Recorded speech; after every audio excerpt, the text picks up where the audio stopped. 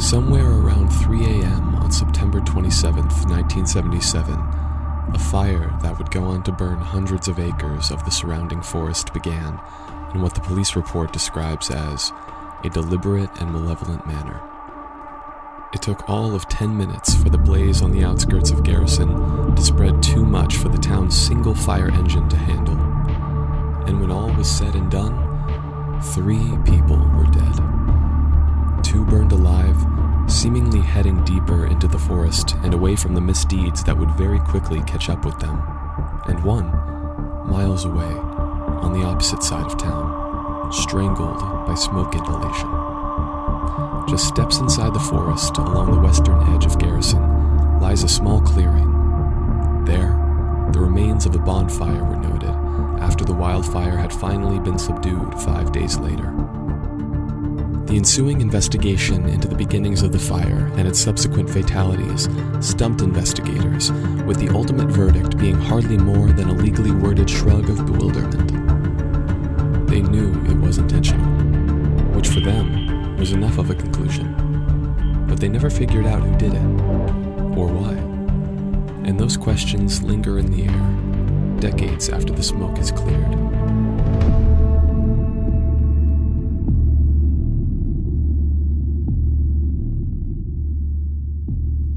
Welcome back to Strange Trails. I'm your host, Finn Mitchell. For the people of Garrison, the common knowledge is that Shadow Man started the fire. By many reports, he was seen moving around the town as the flames spread and the residents panicked. Some mention seeing him with a crying baby. Some do not. One woman said she, quote, felt a presence nearby and then heard the cries of a baby, end quote. When she went to investigate, she found nothing, and the cries faded away as she got closer to where she believed she'd heard them. Another woman, Agatha Barnes, was the one who called the firefighters in the first place. In her report, she placed the blame squarely on a small child she saw running away from where the blaze was coming. But she could offer no details about the child, including their age or what gender they were, which provided minimal assistance to the investigation. It wasn't until Todd Ratcliffe came forward with a story from his experience that night where things began to shift. He claimed to have heard screams from outside his house, which woke him up. When he looked out his window, he saw a dark figure, quote, moving quickly along the tree line maybe 20 minutes before the first flames became visible, end quote. In his version of events, the figure crossed the Mill Creek Bridge leading into town, quote, holding a small object, end quote. And upon hearing this, many townsfolk figured that small object to be Margaret Lee. It wasn't until the flames had grown large enough to be seen from across the creek that he called the fire department immediately. Teenagers were known to party just inside the forest and have small campouts and bonfires, especially during the summer months when school was out, and he was afraid one had gotten out of hand. But the only person he could link to it was an unlikely one. In his description, the figure running away was a child, and, quote, maybe 8 or 9 years old at most. What was a child doing in the woods at 3 a.m.? And who was it? Todd left his house to follow the kid, unsure of whether he was okay. But by the time he got his shoes on and was outside, the child had vanished. He ran past a few side streets, hoping to find the boy, still hurrying down one of them. But he never caught a glance again. And that was when a few people started running by him, yelling about a fire. By the time he returned to his home, the closest trees were already engulfed and filling the night sky with light. It was in that moment that Todd's experience became unearthly. I'll just read the chunk of his report. I watched the fire eat up the old sycamore that was directly in front of my deck. Under the lowest boughs, I could see a blurry figure, barely a silhouette, with one arm raised over its head, spinning it rapidly around like he was making a lasso out of fire. He stood there, in the flames, with a glowing halo sending sparks in every direction. It was like the devil himself had come to Garrison. Now, when I think about what he's describing here, the closest I can imagine is an effect that can be achieved by lighting steel wool on fire and spinning it around at the end of a chain. It sends sparks flying everywhere and creates a little halo over your head if that's how you spin it. But it only burns for a few seconds before it's nothing more than embers. And if you do it somewhere where it's rained recently and the vegetation is well watered, the sparks are unlikely to cause any trouble. So for that, I have to wonder what exactly this person was doing to make the fire spread so rapidly. The rest of his report details him running back into his house to dial 911, which at that point had already been alerted, and by the time he got back outside, he couldn't see the figure or its fiery ring any longer. Its work had seemingly been done. Now, on its own, that record seems pretty straightforward. Mysterious dark figure sends fire everywhere. Obviously, that's the culprit. Except, Todd's one of the only people who saw this figure. There were just 2 other reports detailing similar events, and the witnesses aren't exactly reliable. These came from the parents of small children offering police information on what their children claimed to have seen. Third-hand information from a child during a stressful and chaotic time? Not exactly a paragon of accuracy. It's also important to keep in mind this is after the stories of Shadow Man were beginning to spread. Only Todd's came before that legend began to circulate. It's not impossible to imagine a story that begins as a fib by one child snowballing into a vast conspiracy as the children co-opt and amend it to make a version of their own. The town itself survived the fire, partially due to Mill Creek running between where the blaze began and where the town's edge fell, but it didn't prevent a brief evacuation. It took a few months to rebuild the houses at the borderline, many of which had charred under the extreme heat. Or worse, though it gave the townsfolk something to do, something to bond over in the aftermath of Margaret Lee disappearing and the fire running roughshod through their backyard. To learn more, Omari and I decided to meet up with the town historian, Barbara Murphy. We'd reached out to discuss the fire and to see if perhaps she could offer more insight into the events of that night. But on the way there, Omari brought something to my attention.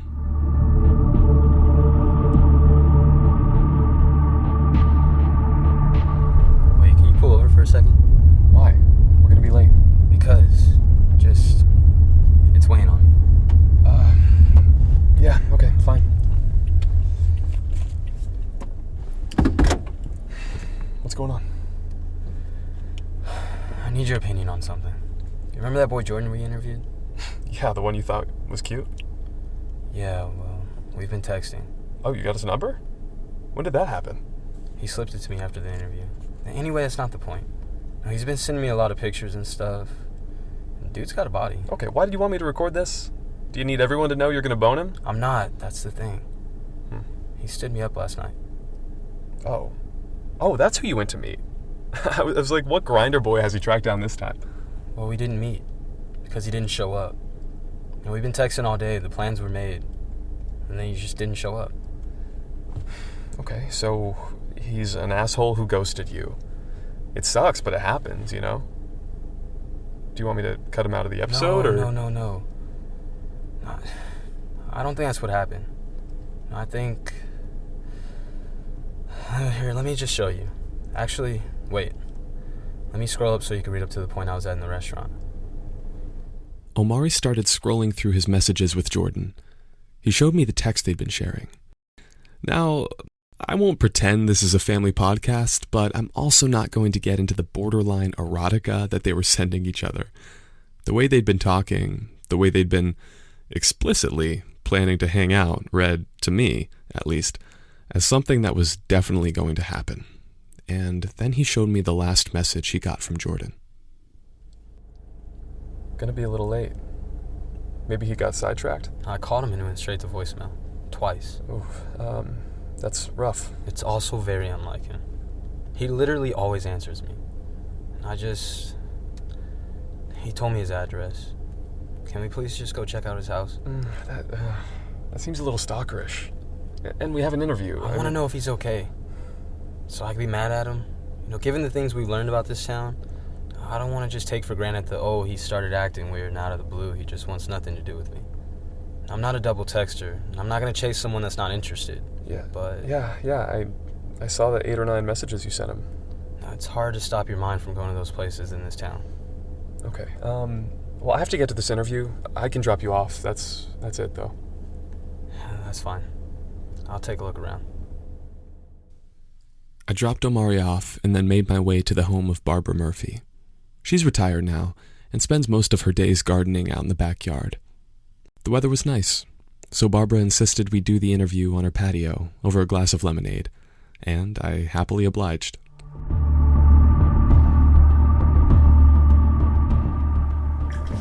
Thank you. Of course. I almost made milkshakes, but I wasn't sure which flavor you'd like. Oh, wow. I haven't had a milkshake in forever. Chocolate would have been amazing. I'll keep that in mind. Are we diving right in? If you're okay with that. Okay, so the fire. I guess let's start with, were you there? I was. But it's a rather hazy memory at this point, and I'm not even sure I trust it. What with how malleable memories can be. Interesting. So what do you know for sure about the fire? That blaze spread so fast, so intentional, it defied logic. The leaves of the trees went from darkness to flame like they were tinder under a match. But it was a rainy year. I know that. I've looked it up. When we were evacuating, running down the street in the middle of the night, holding my mother's hand for dear life, I distinctly remember watching the horizon light up in every direction that I looked. It felt like sunrise was coming from everywhere. Most of the people huddled in the town square. It was about as far from the fire as we could get, and we waited there, not sure what to do, until people started bringing their cars and trucks by and ushering as many of us as could fit in so we could get away. I think the adults thought the town was a total loss at that point. Just looking back, it had to feel so hopeless. I was young enough to not really understand the danger, and that's probably for the best. But to have your entire life potentially disappear with no warning? Well, that would shake you. Change you even. Just on a fundamental level. I mean, you've dealt with that. When you called to ask about an interview, I looked you up to see who it was I'd be talking to. Yeah, there's a lot out there, unfortunately. The point is, though, if it's not too much to bring up. Go ahead. I saw what happened to your mother. Just shocked me. I can't believe that someone would do that. I'm so sorry that happened to you. Thank you. You were the same age for that as I was when the fire happened. So you know how formative those years are. It's one of my main reasons I got into my line of work. I wanted to know what had happened here.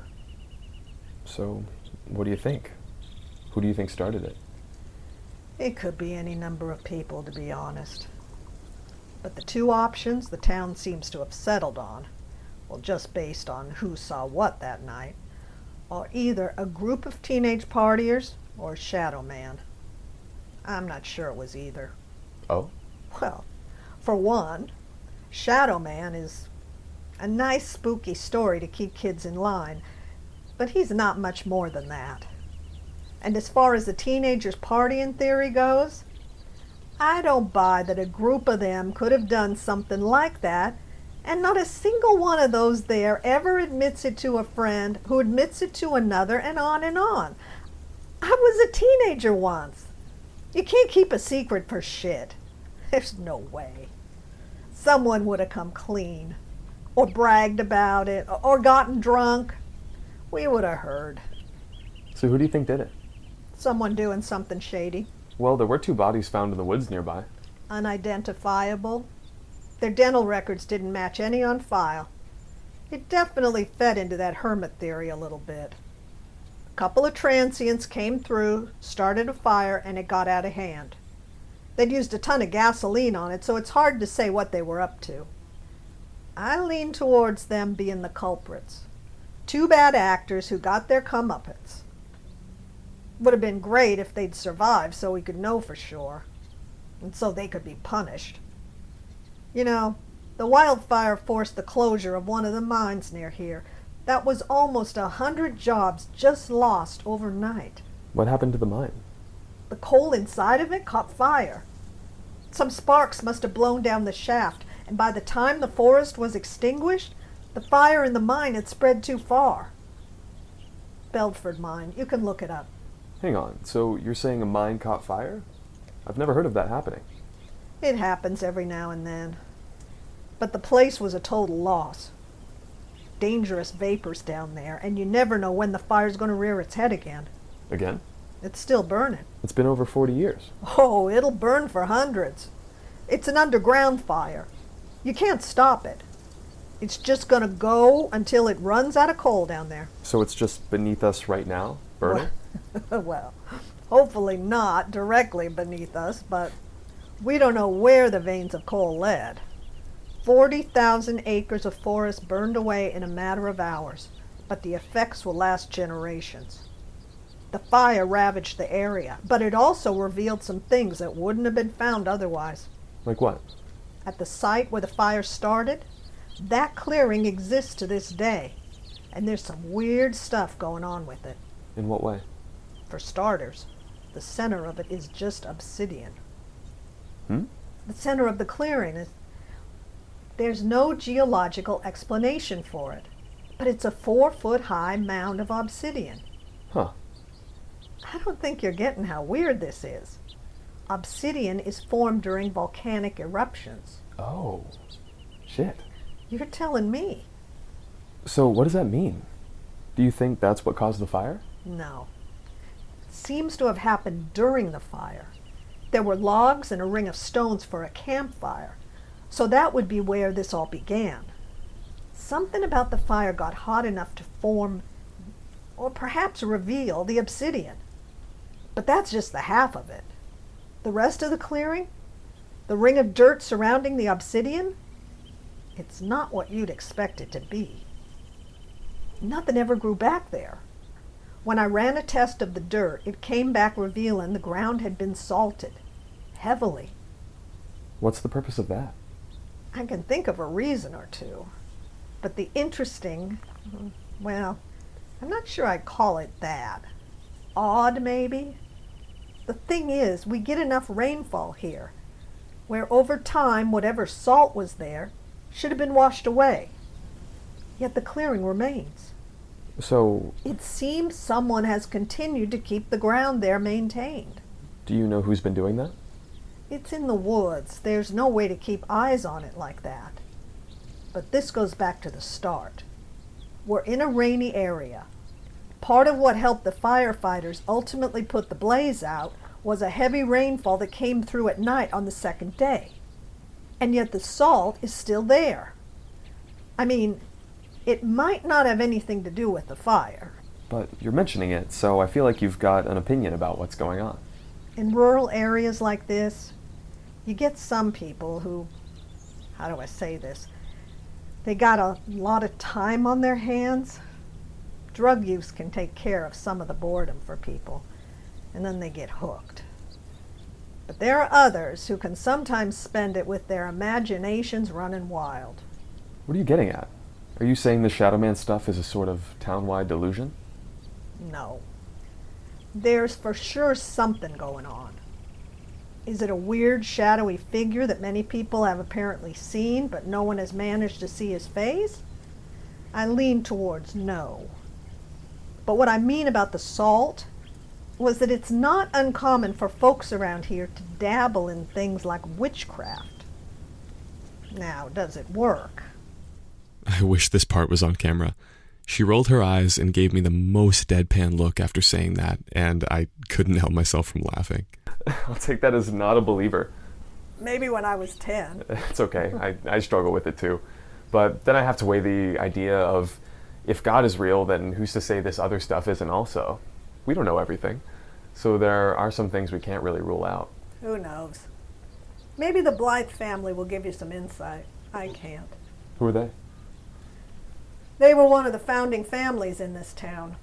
Most people steer clear of them because of what they get up to. Up to? It's nothing bad. It's just different from how most of the town acts is all. I see. Have you ever seen Shadow Man? I'd probably be talking about this differently if I had. Growing up, all the kids would play Shadow Man tag, they called it.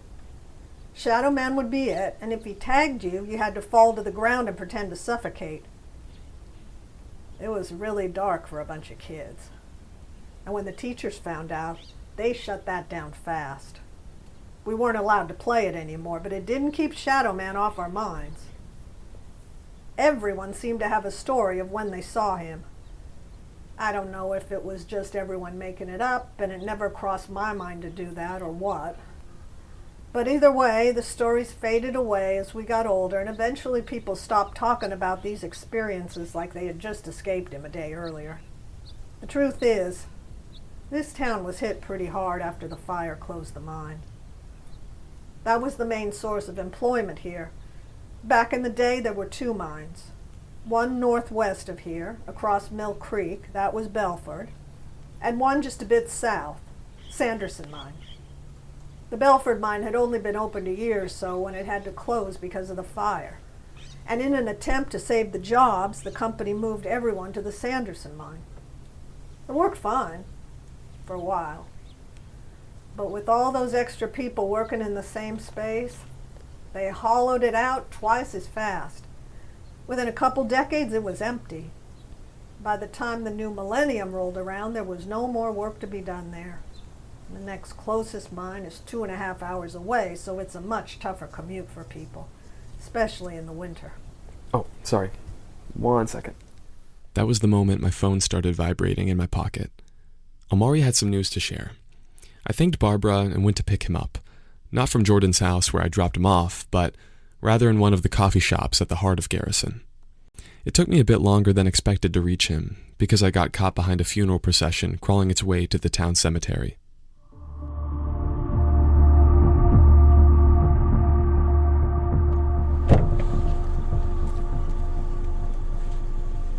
Whoa, hey, how'd you two run into each other? Hi, Finn. I was just out getting some coffee and recognized him walking outside. He was looking for a restaurant or something? Nice to see you again, Ava. Yeah, it's Stanley's Diner. Do you mind dropping me back off at my house? Yeah, for sure. Thank you. So Jordan's missing. He wasn't at home? Are you recording this? I'm recording everything. So what happened? Yeah, he dropped me off and I knocked on the door. His mother answered. Oh, Mrs. Harris, such a sweet lady. Yeah, she didn't know who I was. So I had to I didn't know if he was out, so I couldn't just be like, hey, about your son, you know? He's out. Well, I figured that out eventually when she straight up asked me if I was seeing him. How'd you respond? I said I wanted to, and then I asked if he was home. That was forward of you. Good for you, Omari. We should keep her around. Well, the problem, though, is that he wasn't home. Because he went on a date last night at Stanley's Diner, and she assumed he spent the night with the guy. Which he didn't, unless he had another date lined up besides me. Jordan and I shared a lot of classes in high school. He's a sweetheart. I promise you, he is not the type to be doing shady things like double booking a date night. So what'd you say? I told her I was the date, but he just never showed up to the restaurant. She said he left 4 hours before he was supposed to meet this person, which is me. Which was strange because the last text he sent me came like 20 minutes before we were supposed to meet up. What text? This one. Oh. And he never followed up? Miss Harris let her husband know and called the police to report him missing, but she didn't seem too worried. I don't know. Maybe I'm taking this too seriously? She doesn't know where he is. He's not answering his phone, and according to Ava, it's not something he would do. So, no, I don't think you're taking it too seriously. Well, that's why I went to the diner. I thought maybe he came in after I left or something, but they said they never saw him. Showed them a picture and everything. Well, it is possible they saw him but didn't recognize him. You never know. This isn't Los Angeles, Finn. There are only so many new faces here, and Jordan's isn't one of them. Whoa, wait, slow down for a second. That's Mr. Myers! Hi! Oh, well, hello. Remember me? Of course, Ava. This is my 2nd and 3rd grade teacher, Mr. Myers. I think you can call me Robert at this point. Hi, I'm Omari. This is Finn. Nice to meet you. You're back in town? Had to be. My mother's just getting out of a hospital stay. Oh, is she okay? She's getting up there now. Turned 81 back in June. Still likes living alone, but we try to keep a pretty close eye on her. Francis is... Sorry, my brother usually pops by, but it seems he's left the area, so I'll be around a little bit. What are y'all dressed up for? The funeral? Yeah, I just left. It was for James Martin, one of Francis's friends. He didn't come to his friend's funeral? I don't think he knew it was happening. You did? Saw it in the paper, yeah. How's Wisconsin been? Things have been pretty smooth there. He moved away in 2011, a few years after our loop year. New school to teach at. He really helped me after Madison's death. I don't know how I would have made it through that first year without her if you weren't around, Mr. Robert. Happy to help. Where are you all headed?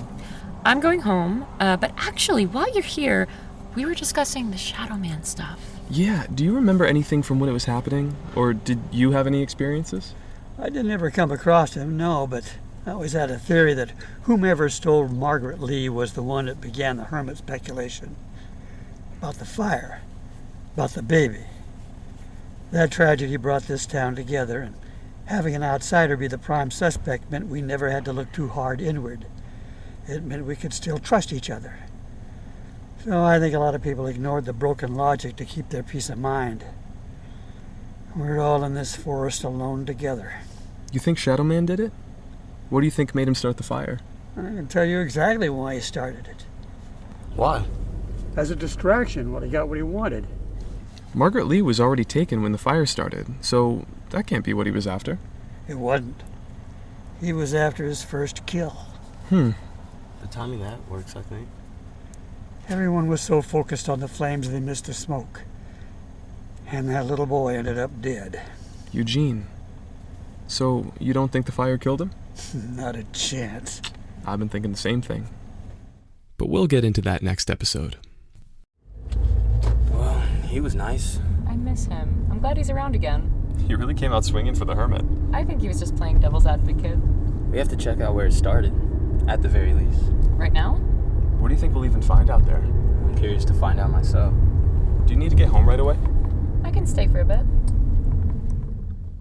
And off we were. It wasn't long before we were crossing the Mill Creek Bridge and entering the forest. For Omari and me, this wasn't the first time we'd been in there. We had to drive through it to enter the town, but this was going to be our first foray off the road and into the brambles. We pulled over and left the rental car on the shoulder. From there, Ava led the way. It was about a half-mile walk to reach the clearing, which took a little over 20 minutes to complete. The uneven terrain and densely packed trees made quick travel very difficult, but we finally reached the open space and began to explore.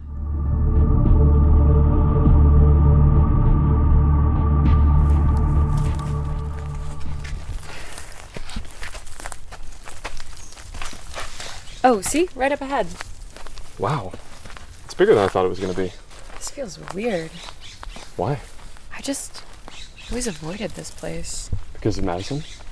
Well, once that happened, anything to do with Shadow Man I shied away from. Are you good? Do you want to go back? I'll be fine. It's just land. People partied here all the time back in high school. Darcy would come and she'd always tell me about it. They didn't invite you? Oh, they did. At first. There's trash all over this place. So what do you think of the theory the fire started because of people partying here? But there's used lollipops in a little cluster. Are there kids party back here? Doubt it came from partiers. If that was the case, if it had started because people were partying and drinking here and they stopped paying attention and then, bam, the fire spread everywhere, things would have gone differently. First of all, someone would have said something to the police or a parent or whoever, especially if it was genuinely an accident. And second, you read the report, right? Yeah. Oh, there's a fucking used needle. Ew. Yeah, you gotta watch out for those. Yeah, what the report say? They determined it was intentional. Exactly. Multiple points of origin. Wait, you read it too? So, not an accident. It was for a project. But does that definitely discount the idea that partiers did it? Well, you've been a teenager. Even if a few assholes did that, made torches and then set the area around them on fire, what would they gain out of it? I mean, we're so close to town still. You can see Mill Creek right through there. This was true. The clearing itself was a half-mile away from the road, but hardly more than a stone's throw from Mill Creek. The chances that the entire town would have been engulfed were very high, and it was through pure luck the place wasn't reduced to embers. I don't care how selfish or how much of a dick you are, you're just not going to start a fire like that right next to where you live. Now, whoever started that fire is not from here. Was it Shadow Man? Maybe not. But it wasn't teenage partiers who would have had their lives uprooted if the wind had blown a different direction. Okay, so what about the bodies they found all burned up? Well, neither of them had anything in their hands, I know that much. So they weren't the ones who started the fire. Do we know that, though? They could have tossed the torches into the trees. I mean, I guess, but they could have just as easily been trying to escape the fire as it was spreading. Well, they were definitely doing that. Which means they were almost certainly party to the arson as it happened. Seems likely, but I don't think we can know for sure whether they were setting it or not. Hey, what is all this? What is what? All this weird mound? I don't know, black rock?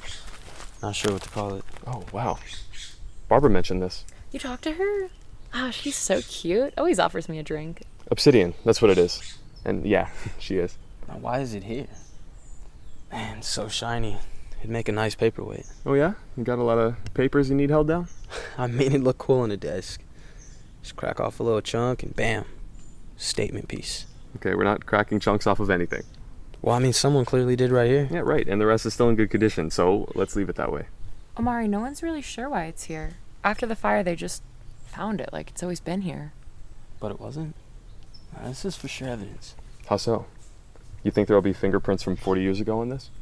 Well, I mean, something must have caused it. It was probably the heat from the fire. Well, it's literally cooled lava, so I'm not sure the fire would be hot enough to form this. It's way bigger than this. It's not like it's just sitting on top. How deep do you think it goes? I'm just going to jump in here to apologize for the screech, but I want to be clear that as loud as it sounds to you, none of the three of us heard anything at the time. It was only that night, after listening back to what we'd recorded, we realized what had happened. I wanted to include it because, well, it'll become clear eventually. Barbara said people do witchcraft around here. Do you think this might play a role in something like that? Maybe. I don't know anything about that. Magic rock. Great. What? Who is this? My phone? Unknown caller, it says. Let me see. Should I answer it? You guys should have left your phones in the car. We're not supposed to have them out here. This is the quiet zone. What? Radio signals are restricted here because they mess with scientific research and military operations. We're only supposed to use them in the town limits. That's weird. They do it to let deep space signals come through more clearly here. Look, there's not even an area code. It's probably spam. Does this mean it's just a block number? We'll see if they leave a voicemail, but I don't really think we should be I'm gonna answer it. I don't know if that's a good idea. Hello? Can you hear breathing? Yeah. Hello? Finn Mitchell? Yes, that's me. This is him. What the hell was I'm that? gonna call back. Don't do that. That was so... It won't let me even click it. Look, it just says unknown number, and I can't call it back. What the heck? I don't like this. Can we get out of the forest now? This is giving me all sorts of weird vibes. Yeah, we should head back. I just heard breathing. Is that what you heard? Until he said your name, yeah. How did he get my number? What do you think he wanted? What if he calls back? Don't answer it. Why not? It could easily just be someone fucking with you. Well, I should find that out for sure, though, right? What if he has information? Who offers information like that? Why would he hang up if that was the case? I'm just throwing things out there right now. I'm honestly... Look at my hands. They won't stop shaking. Just keep him there. Steady. Oh, thanks. Keep in mind steady, too. Finn? Yeah? Come over here. What does that look like to you? Oh, fuck. Hey, does that look like what you saw? I'll take that as a yes. It's just one footprint. Yeah, right at the base of a tree. Black around the edges, too. It's exactly the same. Finn, it's fresh. This was already here when we arrived, right? Right? I won't sit here and pretend we strolled calmly from the forest after that. Rather, we spent most of our hurried journey back to the car, checking over our shoulders and up into the canopy of leaves. Keeping your eyes peeled above and behind you for any signs of moving figures, dark or otherwise, while you run is more difficult than it might sound. Not to suggest it sounds easy. But when we were finally back safe in the car and across the bridge into Garrison, we took stock of what we'd learned.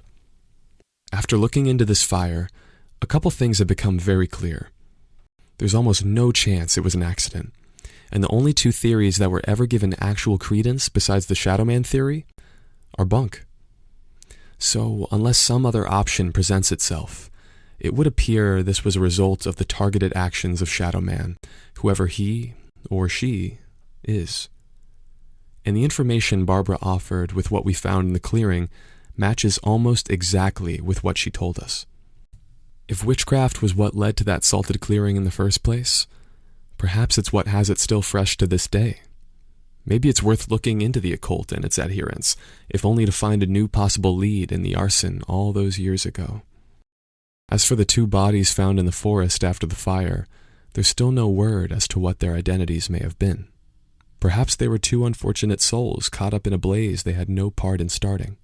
Or, more likely, they were in some way working with Shadow Man the night everything changed. If all signs point to Shadow Man starting and spreading the fire, what were those two doing in the woods right near him? The chances of two innocent people strolling through the forest off the beaten path at 3 a.m. are rather slim, even including the possibility of there having been a party in the clearing. No way did two people from a group of teenagers die a horrific death and not a single one of their friends spoke out, slipped up, or in any way publicly grieved for their loss. Even if they were hated, their names would be on people's lips. All of this to say, I don't know what happened that night. And I'm not sure at this point it's possible to ever know. This is me putting my thoughts out there, trying to organize them or rearrange them in some way where I can step back and make sense of it all. I'm not sure that moment of clarity is close right now. Too much is still unknown, though I do feel like we're making progress. Small progress, but it's better than nothing. That being said, I don't want to come out and commit to any one theory this early, because who knows what will come up as we interview more people. If I get attached to a theory right now, I'm afraid I'll start ignoring information that goes against it. So, for the moment at least, I'll hold off and keep an open mind. There are more pieces to this puzzle I want to examine, starting with what happened to Eugene Osborne the night of the fire, and what's happened in Garrison since. Next time on Strange Trails. There have been a total of 5 murders attributed to Shadow Man. It was all in the papers. We know how he did it, but we don't know how he did it. If I ever see the son of a bitch who took my son, he's got another thing coming. Every year, I hope the anniversary gets easier, but it doesn't. Strange Trails stars Matt Winton as Vin Mitchell, Domenic Kim as Omari Mason, and Ashley Every as Ava Cook. Additional performances by Mindee Lacey as Barbara Murphy, Rudolph Whitcomb as Robert Myers, and Wayne Grant as Mel Voice. Created, directed, and edited by Colton Woods. Script supervisor, Fernando Collazo. Special thanks to Katie Joyce and Courtney Woods. Follow us on Instagram at Strange Trails Podcast or visit us at strangetrailspodcast.com for more info. If you like what you hear, ratings and reviews really help the show. Strange Trails will return in Somebody's Missing.